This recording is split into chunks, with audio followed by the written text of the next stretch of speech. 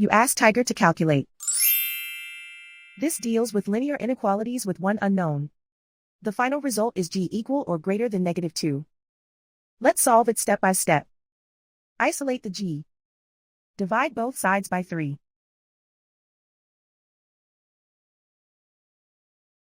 Simplify the fraction.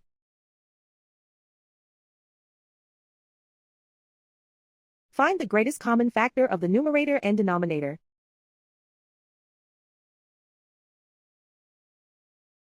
Factor out and cancel the greatest common factor.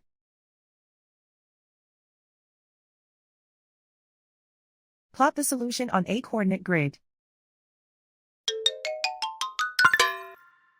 And so the final result is g equal or greater than -2.